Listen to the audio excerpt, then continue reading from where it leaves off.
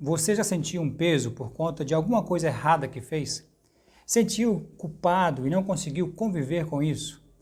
Acompanhe comigo o estudo da Palavra de Deus, que hoje vamos ver o que ela pode nos ensinar a esse respeito.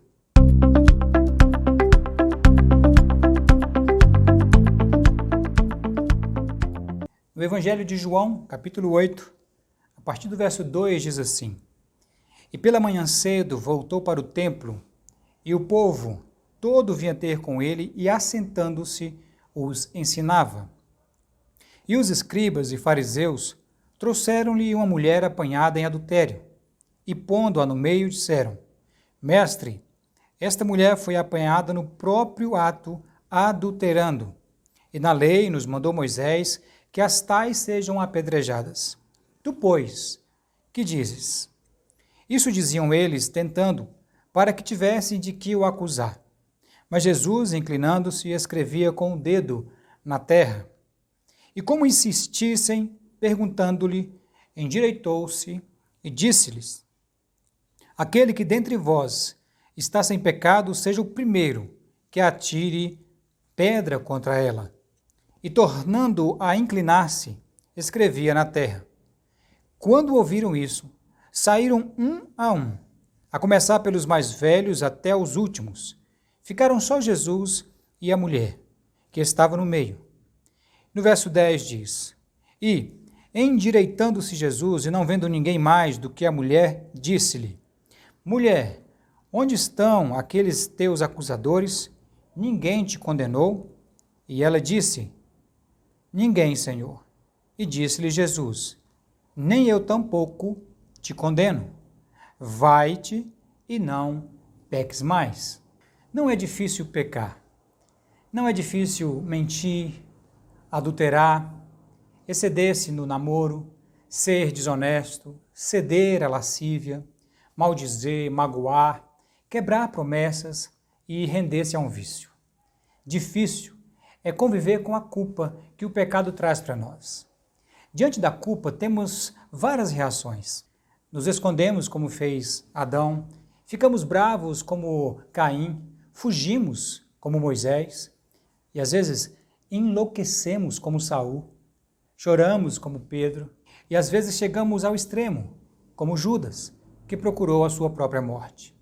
O que devemos fazer então quando nos sentimos culpados de algo? Primeira coisa, reconheça a culpa, reconheça a sua responsabilidade diante dela. O primeiro passo para superar o sofrimento da culpa é reconhecer o pecado. A história que nós lemos da mulher adúltera, ela não estava sozinha. Havia outras pessoas envolvidas neste pecado. Porém, essas pessoas não estavam ali porque não queriam assumir a culpa e resolver o seu problema. No verso 5, aqueles fariseus falam com Jesus: Na lei nos mandou Moisés que tais sejam apedrejadas. Tu, pois, o que dizes? Na verdade, o que a lei estipulava é que ambos os envolvidos no pecado fossem mortos, tanto o homem quanto a mulher. E onde estava o homem? Talvez este homem estivesse dizendo calmamente em sua casa: Por que devo ser corrigido? Não fiz nada demais, sou homem.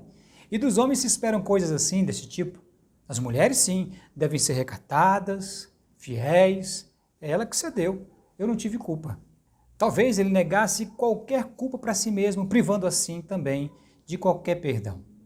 O segundo grupo de personagens nessa história é a dos fariseus. Todos nós conhecemos pessoas que estão prontas, sempre prontas, para apontar o pecado em outras pessoas. Talvez porque no próprio coração abriguem outros pecados que ainda não foram confessados. É o velho ditado, como dizem: a melhor defesa é o ataque.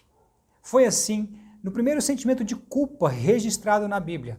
Adão culpa Eva, Eva culpa a serpente, e a serpente, não tendo ninguém para culpar, fica em silêncio e recebe a pena dada por Deus.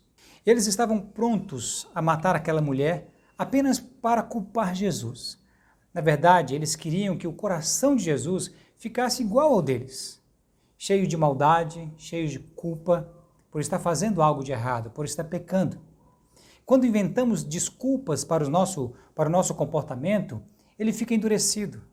É sempre mais cômodo apontar o erro alheio, responsabilizar os pais, o mundo, os outros e até mesmo Deus, para que a nossa raiva, a nossa culpa ou o nosso erro seja justificado. E esses homens, os fariseus, este homem que estava em adultério com esta mulher não apareceram porque não quiseram assumir a culpa do seu erro. Mas não basta assumir a culpa, não basta encarar a responsabilidade. É preciso confessar o pecado para que a culpa seja perdoada. A mulher adúltera não tentou negar, nem justificar ou transferir as suas responsabilidades.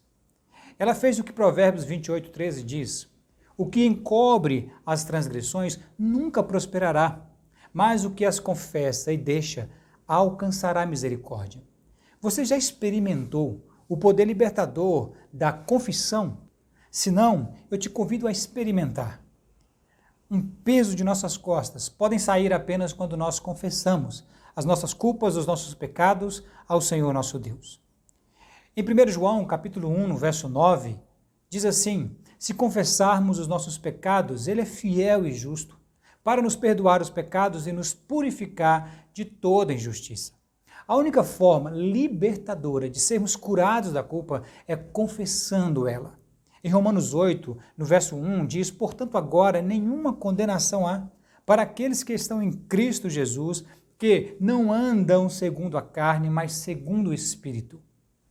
Assuma a responsabilidade pela culpa que você tem trazido no seu coração. Não jogue a responsabilidade para outros. E depois, confesse a Deus.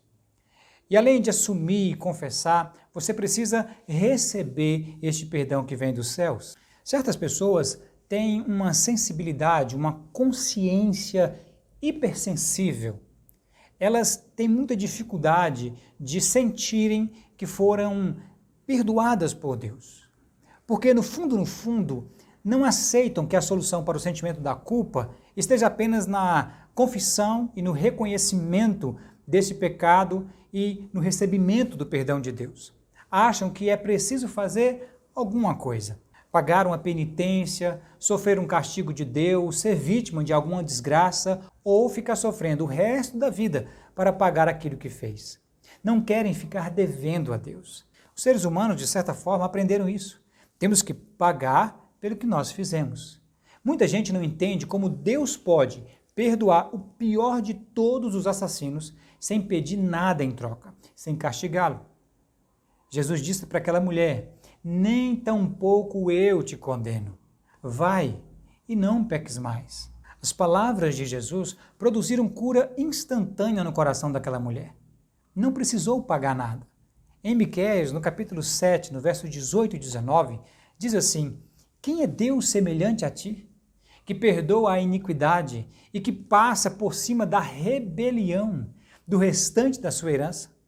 Ele não retém a sua ira para sempre, porque tem prazer na sua benignidade. E no verso 19 diz: tomará a piedade de nós, sujeitará as nossas iniquidades e tu lançarás todos os nossos pecados. Preste atenção nessa parte. Lançará todos os nossos pecados nas profundezas do mar. Aquela mulher foi levada aos pés de Jesus de maneira violenta, arrastada, sob gritos da multidão. E você, como quer ser levado aos pés de Jesus? Por amor ou pela dor? Você está ouvindo a voz de Deus nesse momento? Não está na hora de dizer alguma coisa para Ele? Não está na hora de assumir a culpa pelo pecado que você fez? Confessar esse pecado, seja a Deus ou aquele que você ofendeu? E por fim, receber o perdão que Ele tem te prometido. Reconheça sua culpa e sua responsabilidade. Não tenha atitudes para fugir da responsabilidade. Confesse o pecado. Não seja orgulhoso, humilhe-se diante de Deus. E por fim, receba o perdão, pois Deus gosta de perdoar, como diz em Isaías, capítulo 55, verso 7. Que você seja preenchido pelo perdão de Deus e que a culpa que está no seu coração possa sair mediante a um reconhecimento, mediante a uma confissão e ao recebimento desse perdão maravilhoso que vem de Deus através de Jesus Cristo. Que Deus abençoe sua vida e a vida da sua família.